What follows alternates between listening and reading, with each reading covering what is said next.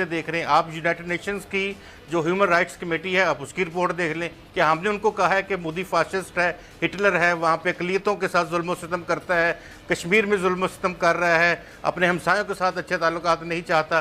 तो ये यूएनओ की रिपोर्ट है। आपको हर जगह पे इस तरह के लोग नहीं मिलेंगे कि कुछ लोग रिपोर्ट्स को दबाते हैं, वो उसको हाईलाइट नहीं होने देते। लेकिन इंडिया के हवाले से जिस तरह की उसकी पॉलिसीज़ हैं, अपने अवाम के हवाले से भी और इर्द गिर्द के ममालिक के हवाले से भी, वो खुद ब खुद नैरेटिव बिल्ड करती हैं। हम पाकिस्तान नैरेटिव बिल्ड नहीं करता, हमारी मुसल्लह अफवाज नैरेटिव काम ही ऐसे हैं, ये दुनिया खुद ऑब्जर्व करती है, इनके काम ही ऐसे हैं, ऑब्जर्व करती है। बिल्कुल सही, दुनिया ऑब्जर्व भी करती है और दुनिया इनकी चीजों को ये काम भी नहीं कहना चाहिए, ये काम समिया नहीं कहना चाहिए, ये करतूत इस तरह के हैं कि वो खुद ब खुद अपने दुश्मन बने हुए हैं। और अगर इस तरह का, जिस तरह ये एडवेंचर की बात कर रहे हैं, खुदा न खासा इस तरह की कोई बात की गई, हमारी मुसल्लह अफवाज दिन रात चौकन्ना है और हर तरफ से चौकस हैं और इस बात का जवाब उनको देना हम भरपूर अंदाज में जानते हैं। लेकिन उनको भी ये ख्याल रखना चाहिए कि इससे पहले भी उन्होंने कोशिश की थी और उसके नतायज जो हैं वो सामने हैं।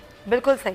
लगाई साहब, ये जो आरिफ साहब ने बात की, काउंटडाउन शुरू हो चुका है अभी इंडिया का, ये बात आप इसकी तायद करेंगे? मेरी गुजारिश ये है कि मैं तो पहले से कह रहा हूँ, और ब्रिगेडियर हारिस नवाज़ साहब का बड़ा विज़न है, बहुत फार साइटेडनेस है और मुर्तज़ा ने बहुत कैलकुलेटिव बातें की हैं।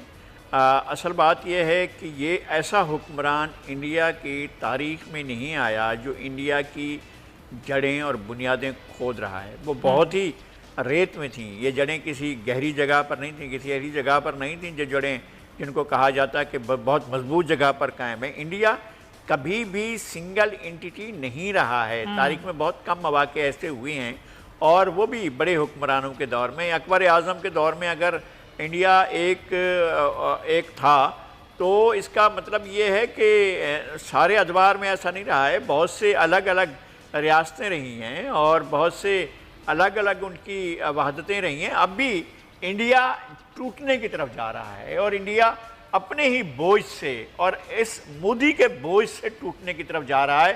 मोदी ने वो बुनियादें रख दी हैं और इंडिया की बुनियादों में डायनामाइट्स लगा दिए हैं मोदी ने, जो ब्लास्ट करेंगे और इंडिया जो है वो टूट जाएगा। हमें इस बात की बिल्कुल यकीन है, अगर मोदी तो ये इस टर्म के लिए आया है, अगर एक दफ़ा और भी इस तरह की गलती होती है और इंडियन लोग जो हैं इसका इक़्तिदार जारी रखते हैं तो फिर इंडिया जो है टुकड़े। अब लद्दाख चला गया है ना, 40% से ज़्यादा, 50% से ज़्यादा लद्दाख चला गया है इंडिया के हाथ से, और इंडिया क्या कर सका है? इंडिया को अंदाज़ा नहीं है। देखें है क्या सूरत हाल। अब वहाँ से तिब्बत से मानसरोवर झील से इंडस निकलता है, दरा लीम है, इसके आकर डाउन करता है और उसके बाद फिर लद्दाख में आगे चलता है। वो इलाके इससे चले गए इंडिया से, वो इंडिया के पास नहीं रहे। इंडिया ने ख्वाब देखा हुआ था कि वो डाइवर्जन करेगा, कहाँ से करोगे डाइवर्जन? अब तुम्हारी सूरत हाल वो नहीं रही है। अब हमारे दरियाओं पर डाका मारने का जो तुम्हारा अज़्म था वो वैसा नहीं रहा है। अब हम अपना, एक तो ये कि हमें अपना दिफा करना है, हमारी हुकूमत कैसी हो, किस तरह की हो, लेकिन हमारे बहुत सी चीज़ें जो हैं, एक तो ये कि सबसे बड़ी कुव्वत इस मुल्क की वो अवाम है। अवाम हर सूरत में इंटीग्रेट होकर, एक दूसरे के साथ जुड़कर, एक यकजान, दो कालब भी नहीं है, कालब भी एक है, जान भी एक है, वो पाकिस्तान के अवाम है जो पूरी कुव्वत के साथ, फोर्स के साथ अपने मुल्क की सलामती के लिए खड़े हुए हैं। फिर हमारे इदारे हैं, सिक्योरिटी के इदारे हैं और दीगर इदारे हैं जो सब मिल मिलाकर पाकिस्तान जब कभी भी मुश्किल में होता है तो लोग एक हो जाते हैं। इतनी बड़ी खूबसूरती दुनिया में किसी और मुल्क में इस तरह से नहीं है कि जो ही कोई क्राइसिस होता है, जो ही कोई मसला खड़ा होता है, लोग अपने इख्तलाफात भुला देते हैं। लेकिन अभी बिल्कुल आप सही कह रहे हैं, लेकिन अभी असल जो हमें मुत्तहिद होने की जरूरत है